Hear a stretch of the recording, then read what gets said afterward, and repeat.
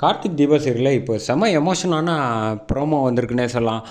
அதுக்கு முன்னாடி video பிடிச்சிருக்குண்ணா like பண்ணிட்டு பார்த்து சப்போர்ட் பண்ணுங்கள் ஃப்ரெண்ட்ஸ்.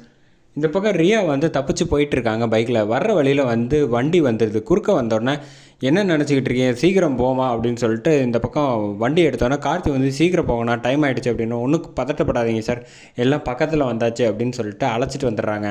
அழைச்சிட்டு வந்தோடனே வேகமாக வந்து வண்டியை நவுத்திட்டு அபிராமி அம்மாவை வந்து பார்த்துட்டு, அம்மா நீ ஒன்றும் கவலைப்படாதம்மா, நிச்சயமாக ஒன்று நான் மீட்டுருவேன் அப்படின்னு சொல்லிகிட்டு இருக்கப்ப இந்த பக்கம் தீபா வந்து அழுதுகிட்டே இருக்க, அத்தை என்னை பாருங்க அத்தை, என் கூட 4 வார்த்தை பேசுங்க அத்தை, ஒன்றும் ஆகாது அப்படின்னு சொல்லிக்கிட்டு இருக்க. கார்த்தி வந்து கண் கலங்கிக்கிட்டு அப்படியே அழுதுகிட்டே வண்டியை நவுத்தி தள்ளிக்கிட்டு இருக்காங்க அபிராமி அம்மாவை.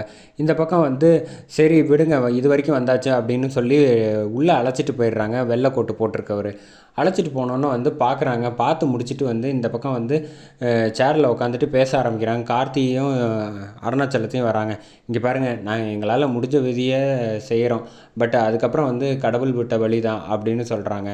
என்ன சார் இப்படி சொல்கிறீங்க அப்படின்னோடனே, எவ்வளோ செலவானாலும் பரவாயில்லன்னு கார்த்தி கண் கலங்கிக்கிட்டே பேசுகிறப்ப, இங்கே பாருங்கள், அவள் என்னால் முடிஞ்சளவு நான் செய்ய வேண்டிய கடமை எல்லாமே நான் செய்வேன், என்ன 20% தான் சான்ஸ் இருக்கும் அப்படின்னு சொன்னோன்னே, என்ன இப்படி சொல்லிட்டீங்க, என் மனைவி இல்லாமல் என்னால் எப்படி வாழ முடியும் அப்படின்னு வந்து அழுகுறாப்புல அருணாச்சலம். அப்பா ஒன்றும் கவலைப்படாதப்பா, என் அம்மா வந்து நல்லபடியாக வந்து காப்பாற்றிடலாம் அப்படின்னு சொல்லிட்டு இந்த பக்கம் அழுதுகிட்டே வெளில வராங்க. வெளில வந்தோடனே தீபா என்னங்க சொன்னாங்க அப்படிங்கிறப்ப, இந்த மாதிரி கொஞ்சம் பிரச்சனையாக இருக்குது, 3 இடத்துல அடிபட்டதுனால அப்படின்னு சொன்னோன்னே, என்னங்க சொல்கிறீங்க அப்படின்னு. ஆமாம், இனிமேல் நம்ம கையில் இல்லை, எல்லாம் கடவுள் கையில் தான் இருக்குது அப்படின்னு சொன்னோன்னே தீபாவும் அழுவ ஆரம்பிச்சிடுறாங்க.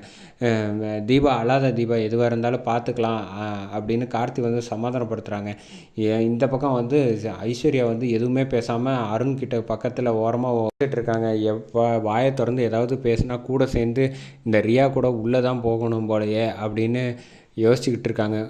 ஜஸ்ட்டு மிஸ்ஸு, நல்ல வேளை அவள் கூட போய் சவகாசம் வச்சுக்கிட்டு இருந்தது தப்பாக போச்சே அப்படின்னு ஐஸ்வர்யா நினச்சிக்கிட்டு இருக்காங்க. இந்த பக்கம் மீனாட்சி வந்து இவங்க எல்லாரும் ரொம்ப டயர்டாக இருக்காங்க அப்படின்னு சொல்லிட்டு ஆனந்த்கிட்ட வந்து காஃபி ஏதாவது சாப்பிட்றதுக்கு ஏதாவது வாங்கிட்டு வாங்க அப்படின்னு சொன்னோன்னே, சரி நான் போய் வாங்கிட்டு வரேன் அப்படின்னு சொல்லிட்டு ஆனந்த் காஃபிலாம் வாங்கிட்டு வந்து எல்லாருக்கும் கொடுக்குறாங்க. அதோட இந்த ப்ரோமோ சூப்பராக முடிக்கிறாங்க.